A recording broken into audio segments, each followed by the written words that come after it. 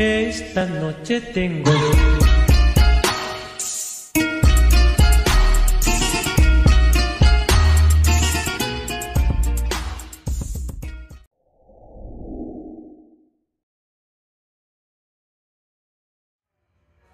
Jadi yang nggak bisa dilupain dari teknik elektromedik adalah lingkungan dari teknik elektromedik tersebut.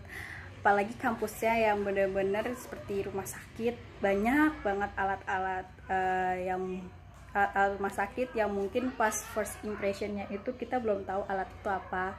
Kemudian untuk dosen-dosennya yang humble banget, kemudian kadang suka ngajak bercanda dan lain sebagainya. Dosen-dosennya the best.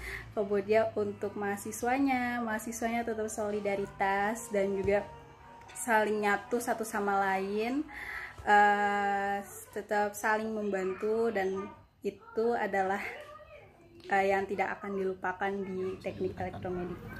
Lalu hal yang tidak bisa saya lupakan selama kuliah di jurusan teknik elektromedik Poltekkes Jakarta 2, dikarenakan banyak kegiatan yang telah diselenggarakan oleh organisasi maupun UKM baik jurusan dan pusat, terutama jurusan.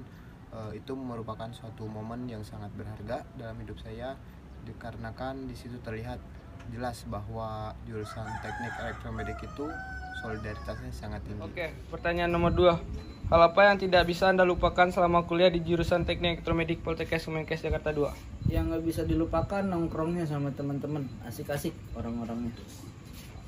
Otaknya pada miring, mukanya juga miring. Berarti kuliahnya nggak berkesan? Kuliahnya cukup berkesan, dan ya itu kurangnya. Udah dah, gitu aja. Yang tidak bisa saya lupakan ketika kuliah di teknik elektromedik itu, saya bisa bertemu dengan orang-orang hebat yang bisa menginspirasi hidup saya. Seperti saya bisa bertemu dosen hebat, saya bisa bertemu teman yang memiliki pengalaman yang luar biasa, sehingga saya bisa sharing dengan mereka tentang pekerjaan, tentang perkuliahan, sehingga dapat membantu saya untuk berproses menjadi pribadi yang lebih baik. Berkaitan dengan jadwal perkuliahan, pulang sampai malam tuh udah menjadi kebiasaan bagi kami.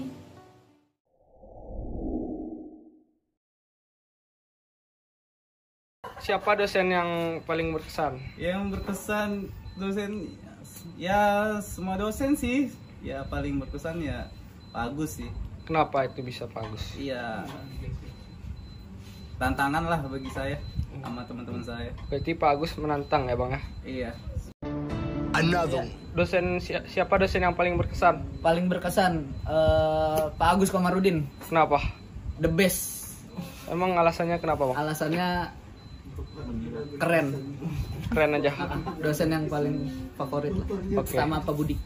Oke, thank you. Oke.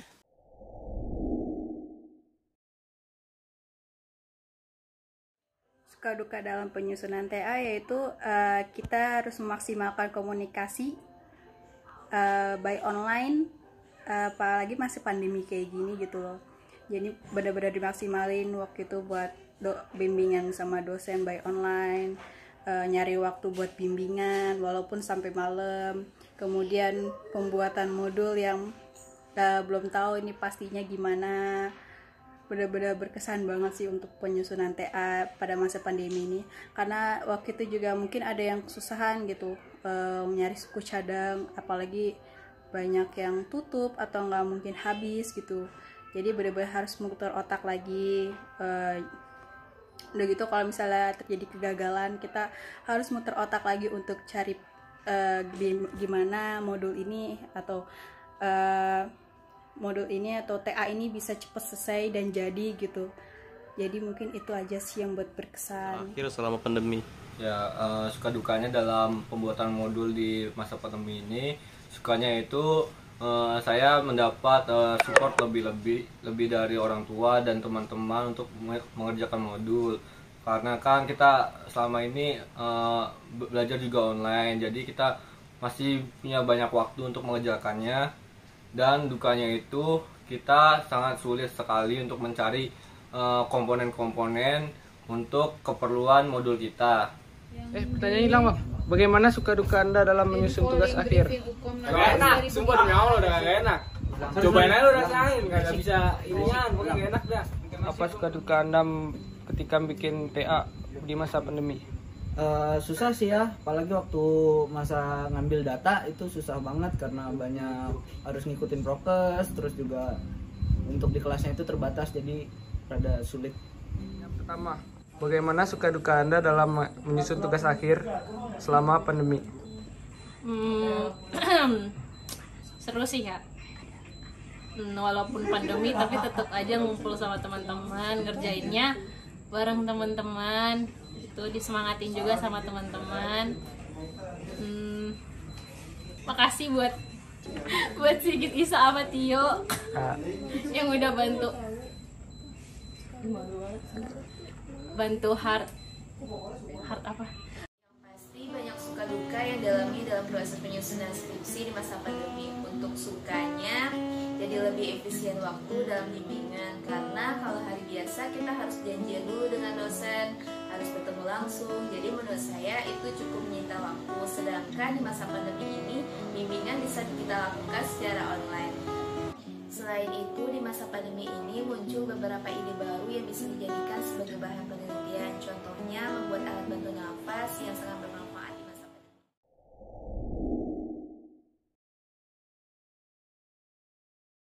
Tentu sangat banyak perbedaannya selama kita menjadi mahasiswa reguler dengan mahasiswa alih jenjang. Menjadi tantangan tersendiri buat saya untuk kuliah sambil bekerja. Untuk kuliah reguler itu, pembelajarannya dimulai dari dasar-dasar dan sistem pembelajarannya pun masih ditata oleh dosen. Sedangkan untuk alih jenjang, lebih ke pemecahan masalah serta sharing-sharing tentang ilmu yang didapatkan di kuliah, serta juga ilmu yang kita dapatkan itu lebih mudah kita aplikasikan di dunia kerja.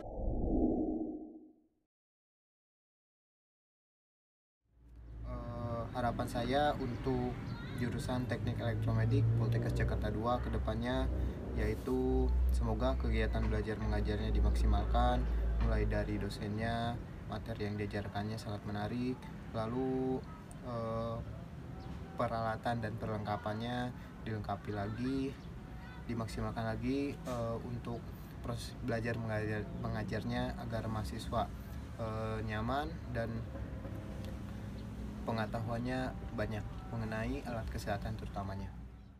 Harapan untuk jurusan Teknik Elektromedik semoga kedepannya itu tambah jaya lagi, tambah lagi solidaritasnya dan tambah lagi keakrabannya. Semangat, Tom Jaya. Di masa mendatang. Ya, harapan saya itu supaya mahasiswa Teknik Elektromedik untuk kedepannya itu lebih aktif lagi dalam mengikuti segala kegiatan yang ada di kampus maupun di luar kampus. Yang kedua itu kita harus lebih berkreatif dan inovatif dalam membuatkan modul, karena kan kita dalam masa-masa emas nih, lebih semangat lagi dalam berkreasi. Pertanyaan nomor 3, apa harapan Anda untuk jurusan Teknik Elektromedik Poltekkes Kemenkes Jakarta 2 di masa depan? Semoga alat-alat yang ada di Teknik Elektromedik Jakarta 2 bisa makin banyak, akreditasi di D3 nya bisa jadi A dan yang di D4 nya bisa jadi A juga. Oke, terima kasih. Harapan saya semoga